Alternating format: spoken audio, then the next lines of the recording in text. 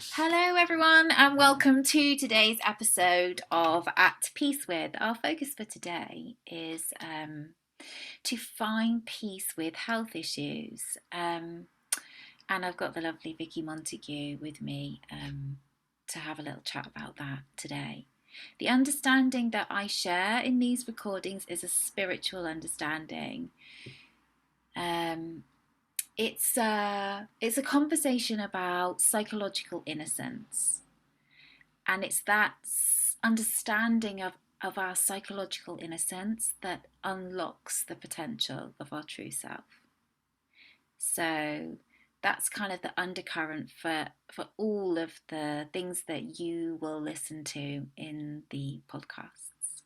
So, hey Vicky. Hello. So lovely to have you. Thank you so much. Thank you for having me. You're welcome. So, just to kind of start off, so one aspect of health that you and I kind of suffered from, and early on, I learned a lot from you, and that was regarding your IBS. Mm. And I can remember listening to you. I think you were a lot further on in your understanding of how this spiritual understanding works and what it kind of, and the potential it has for alleviating symptoms, changing our relationship with symptoms. So for me, my IBS it felt like a vicious circle because um, being anxious as well at the time, my anxiety fed into the IBS. Well, I kind of thought, well, that's making that worse. And then the IBS was making me more anxious, and it was just like kind of a loop just going round and round and round. Yep. Um, and a bit like, actually, I've just kind of thought of this now, a bit like with my anxiety, how I had all these controls in places that I couldn't go to, people that I couldn't interact with, um, things in my day that I couldn't cope with. I started to have a similar sort of relationship with my IBS. So, foods that I didn't touch because that would aggravate it. A particular symptom that I had that was just recurring every day, and I would really get in my head about it, and actually, it just has now disappeared. Wow. Um, so, yeah, like, can you talk a little bit about what your IBS was like for you and your relationship with it, and then what kind of started to happen? So, not that the IBS went, Mm. but what happened with your IBS that meant that it wasn't front page news anymore. Mm. Yeah. Yeah. So I guess I was diagnosed, I think, probably in my early 20s. Though it's all a bit kind of sketchy as to what actually happened. I remember going and visiting the GP and them kind of just, running a series of some tests, and I don't even know what they ran, but the sort of upshot was, yeah, you've got IBS, just go away and get on with it. There's nothing we can do. And at that point, it was it was mainly bloating, constipation, just tummy discomfort, really. And there was no offer of any there was no offer of anything actually. Um, no sort of suggestions as to what might help or nothing at all. And at that point, I was totally unaware of the level of anxiety, stress that I was living in. So it was mentioned. It was brought up a couple of times. Is it are you anxious? Are you stressed about anything? And I would just pretty much laugh at the doctor and be like, no, why? What would I be anxious or stressed about? Like, I couldn't understand what they were talking about. To me, anxiety and stress was something that happened to other people. Um, you know, I think at the time I was working with homeless people, and to me, I was like, well, how could I? I'm not anxious. How could I be anxious and stressed? There's people living on the streets. They're anxious and they've got like something to be anxious and stressed about. I don't. I've got home.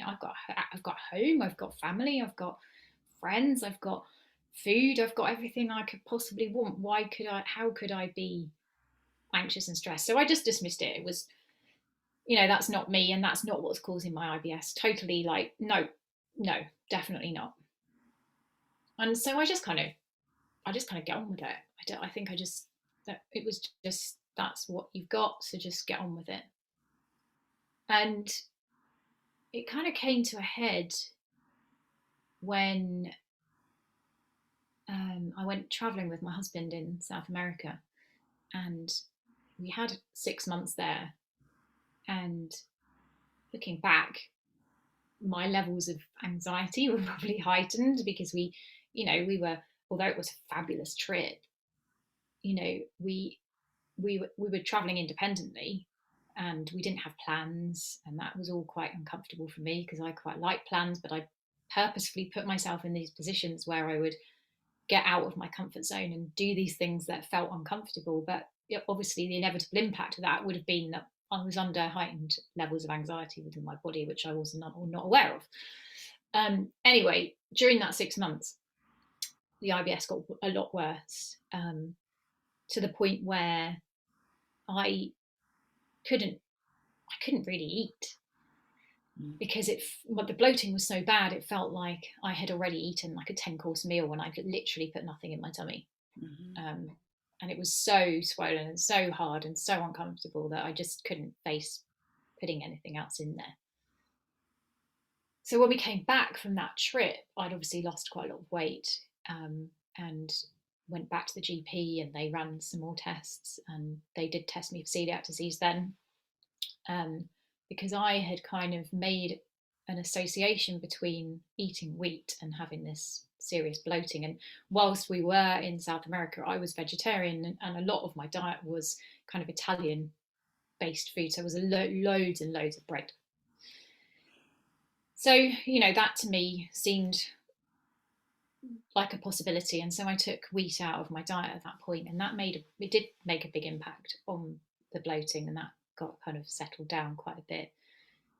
Test results for celiac disease came back negative. Doctor pretty much just sent me on my way again. And so I just kind of poodled along and avoided wheat, and that was, I kind of coped with that for however long. Interestingly, when I was pregnant, I had no problems eating anything. So whilst I was having my pregnancies, and whilst probably for like 9 or 10 months after, I seemed to be able to eat whatever I liked, and I had no issues with IBS. It just completely vanished. And then it kind of came back with a vengeance. I can't even remember when. Probably 5 or 6 years ago, maybe. And I mean, I tried all kinds of things in the interim period, probiotics and meditation, and, like all kinds of everything that you can imagine. Mm-hmm. I kind of tried, and diet and all the rest of it. And so when it came back, I just kind of, I just was like, I've got to do something about this. I can't keep just living with it. This is just, I'm just not happy with living with it like this. So I decided to go on I just investigated some like really strict diets, basically. Some very restrictive diets. And I would kind of caveat that with the fact that I have got a science degree, biochemistry degree, and I have studied nutrition. So I wasn't just doing it on a whim. I kind of knew how to do it and make sure that I was okay nutritionally. I wouldn't recommend anyone go on a restrictive diet without consulting somebody. But anyway, so I restricted my diet, and it became much like you were talking about, very, very, very controlling, and a lot of fear. So it was like, okay, so I can't have this, I can't have this, can't have this, can't have this. So my whole life revolved around food then. Every kind of waking moment, I was thinking about what I was going to eat for the next meal, what I needed to buy from the shops in order to be able to, cook something that everyone would be able to eat. Um, or I was cooking a separate meal for me and I had something else for the rest of the family.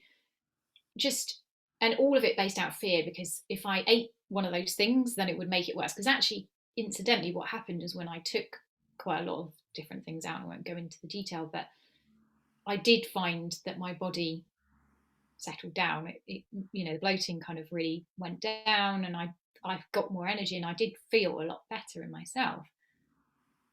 But there was a big but, because it took huge amounts of effort, and, like I say, huge amounts of thought and planning and controlling, and the fear then that if I ate one of those things it would all come back, meant that I was kind of living in this horrible, horrible position of, couldn't go out to eat because of not being able to eat. I'd have to eat something that was outside of the allowed foods, and that would make me ill. And just so much, so much stressful thinking. And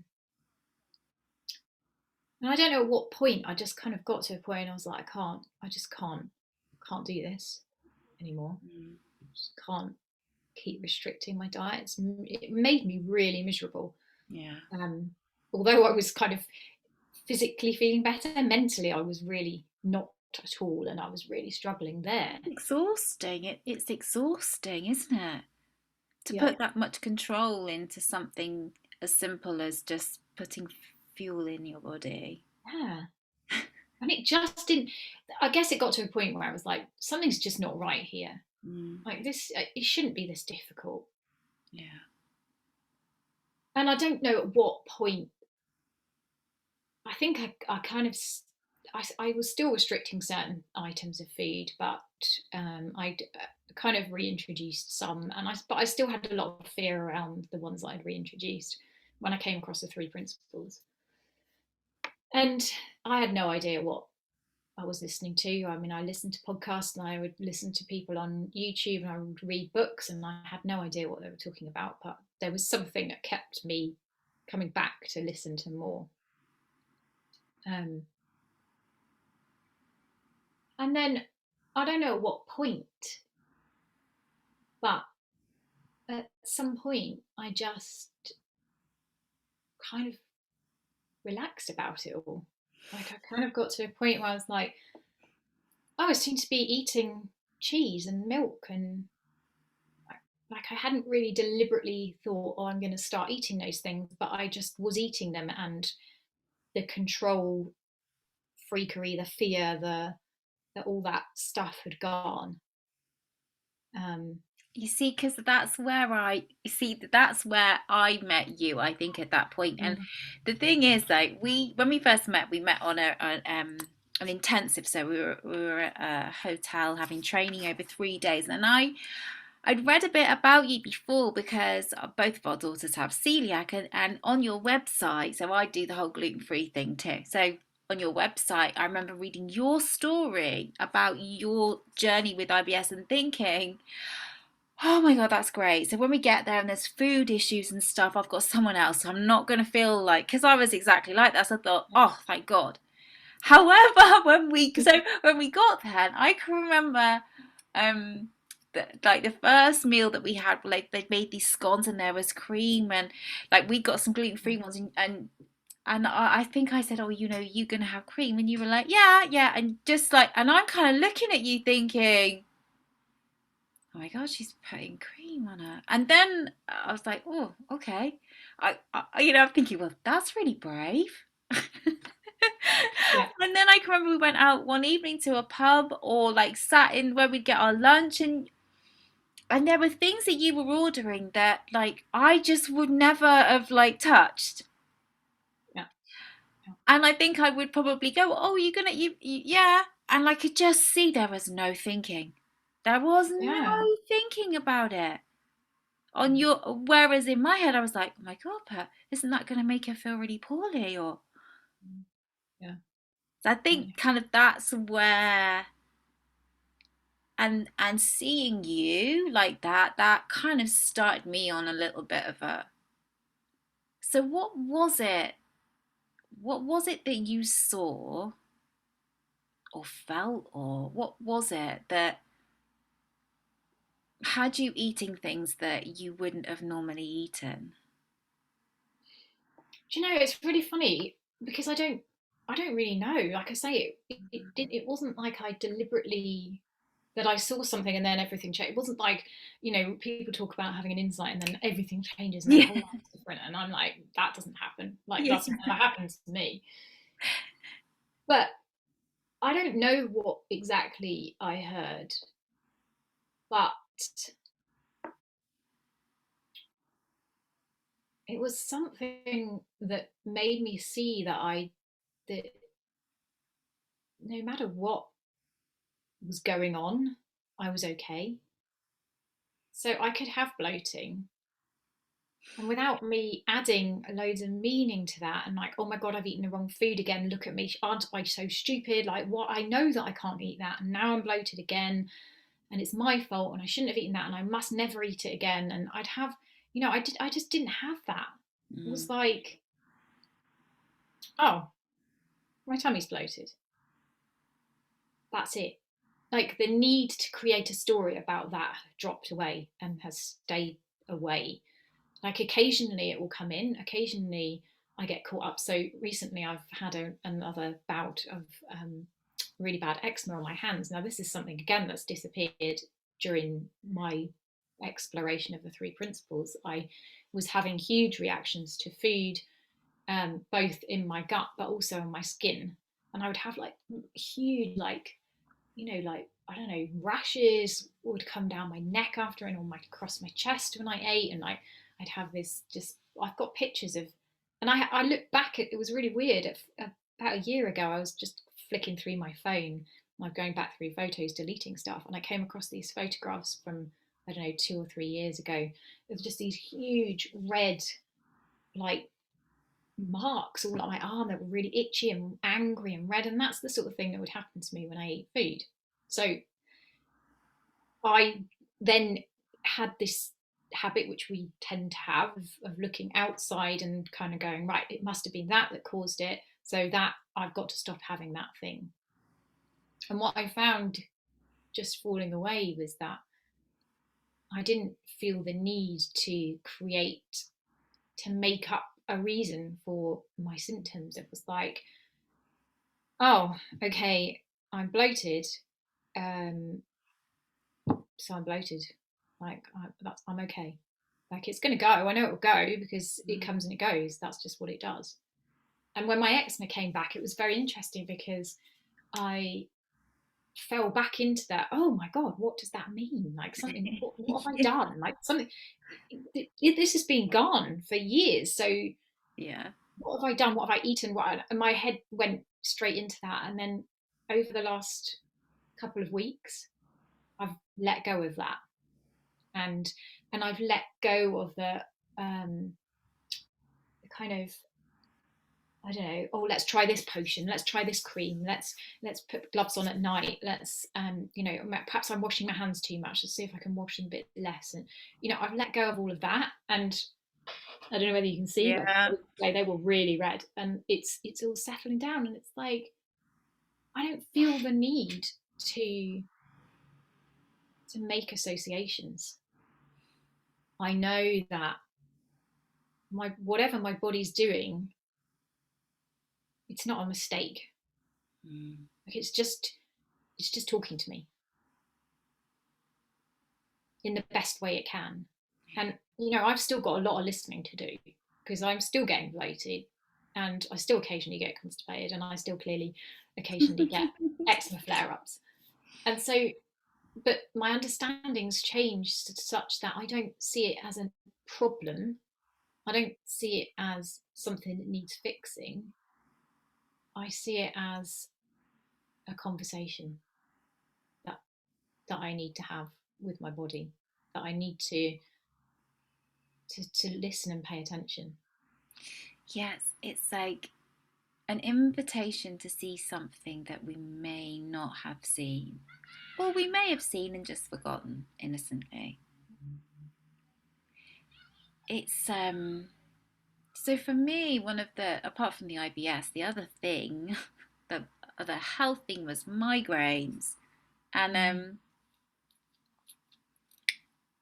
like at my worst, it got to the point where I was having probably like one a fortnight, one every 2 weeks, and they would last like really bad for about 3 days, and then there would be like a migraine hangover where I'd be delicate for a couple. So 5 days, 5 days, yeah.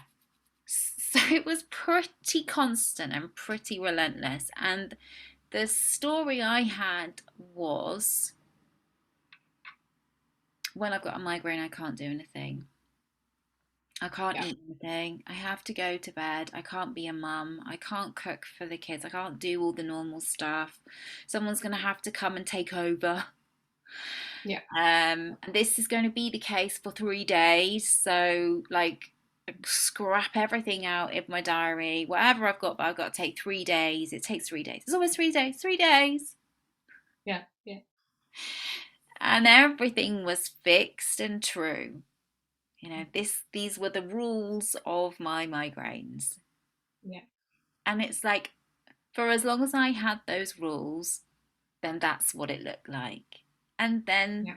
somebody said to me, or I heard something, I can't remember which, but I heard what if it was possible to have a different experience Mm. of your migraine? And that really kind of hit me and made me curious. It was like, right, what? Hmm.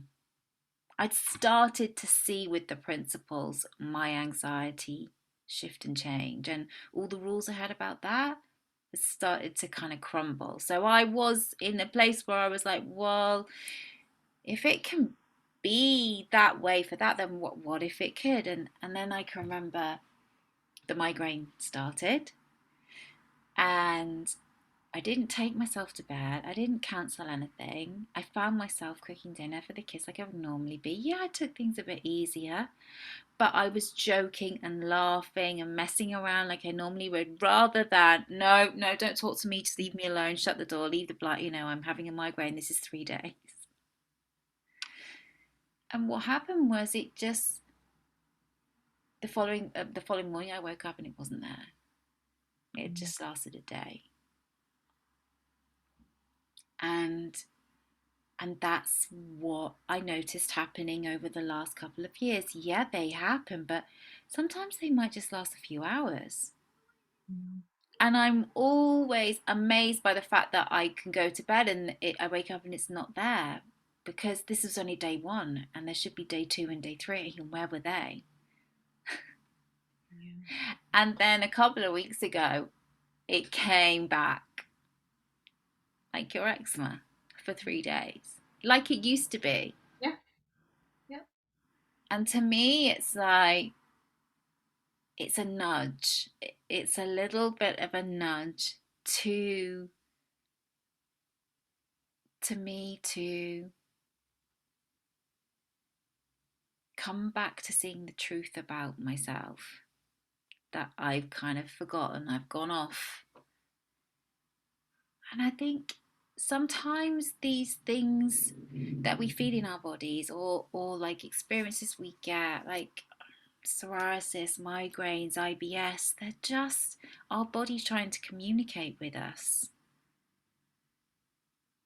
in the only way it knows how to. And what we tend to do is we go, there's something wrong. There's something that I need to do. There's something that needs fixing. And actually, it's just a little nudge to go, we've lost you. Come back home.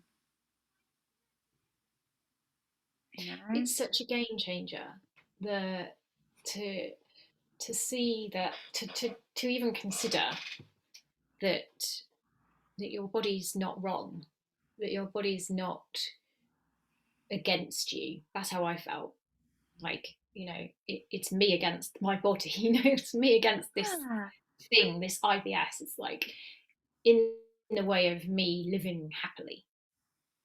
But Yeah. if we can turn it around instead, and even consider the possibility that our body is working with us, that it's working for us, all it's ever doing was responding to the thinking that we're having in the moment. And so even if we're not conscious of that thinking, which I wasn't conscious that I was stressed or anxious,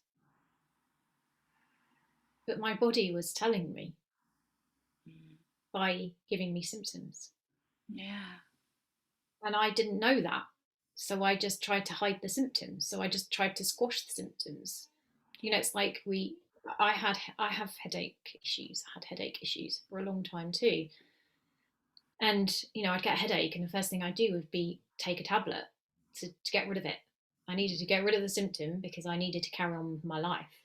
And so what happened was that I went from paracetamol to ibuprofen to paracetamol and codeine being the only thing that would even vaguely touch it.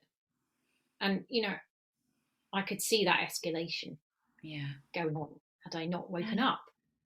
And it's like now I rarely have to take anything because when I get a headache, I know enough to stop and to check in.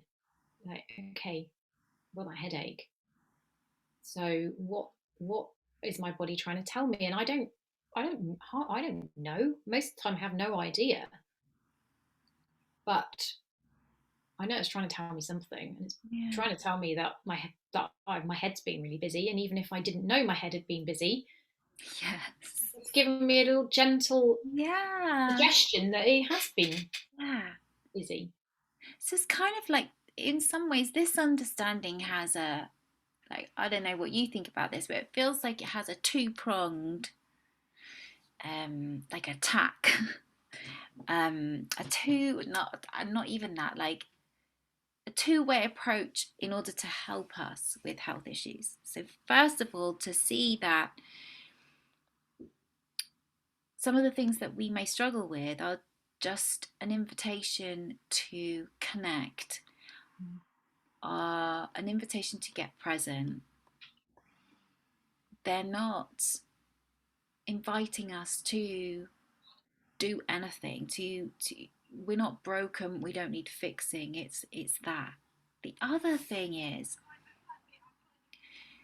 understanding the power of thought and how that can have such an influence on your experience of pain.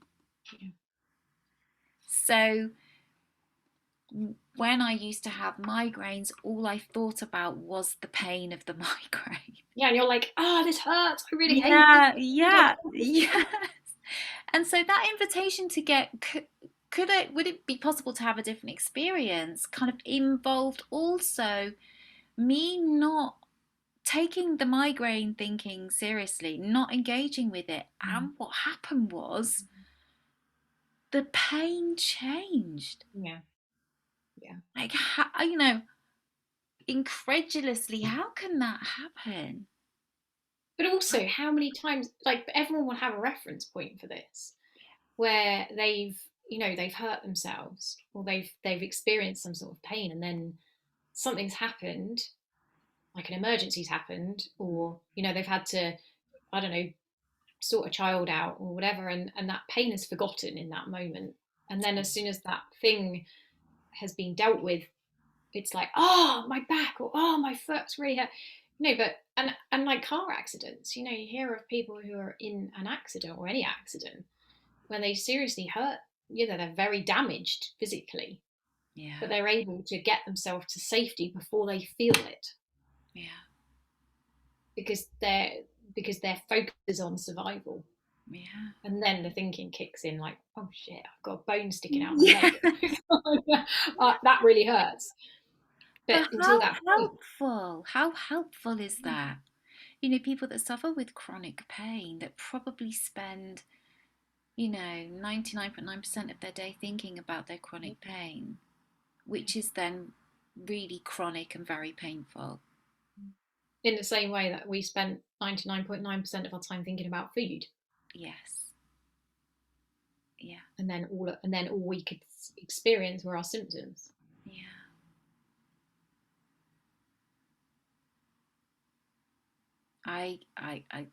what you were saying about the car accident. So my daughter has Crohn's, and as you know, I know you know, Vicky, and sometimes she has. It generally happens at night time. She has periods where she has really. I've actually never seen anybody in as much pain as I see my daughter in when she's like that. It's horrific. But the last time it happened, it was about 2 o'clock in the morning, and she was in my bedroom, and she kind of rocks, and and my bedroom curtains were open, and I thought I saw someone in the garden, and I went, oh my god, and like this person in in pain I can't even imagine went, what is it, mum? Where? Have you seen something in the garden? She came to the window, she stood up, she hadn't been able to stand up.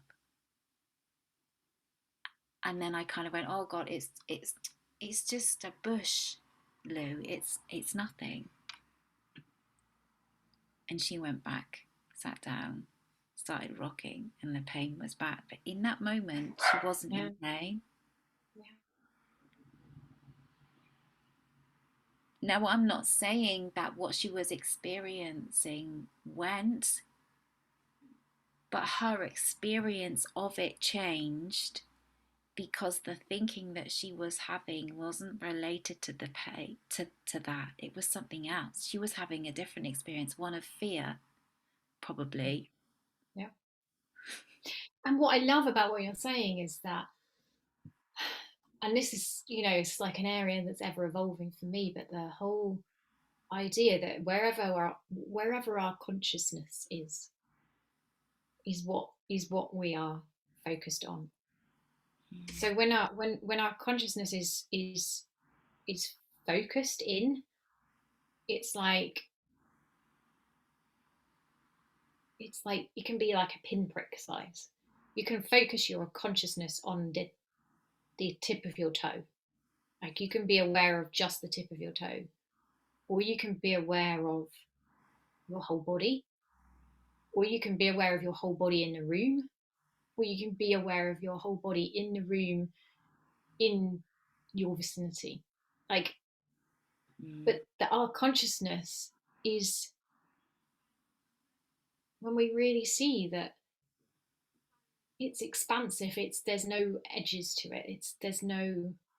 There is no fixedness to it. yeah, But that when it is fixed, that's all that exists. So like in that moment, she was fixed on what was going on outside, and mm, that's all that existed in her awareness. In the same way that when I've got a headache and I fix my consciousness, my awareness on that pain, that's all that exists. There's no other possibility. But to see that there is possibility, that there's, because we can all do that. We can move our consciousness. We can move our awareness. yeah, That gives me so much hope. It's like, no, my awareness is here right now, but it doesn't have to be. yeah, yeah. That is so hopeful.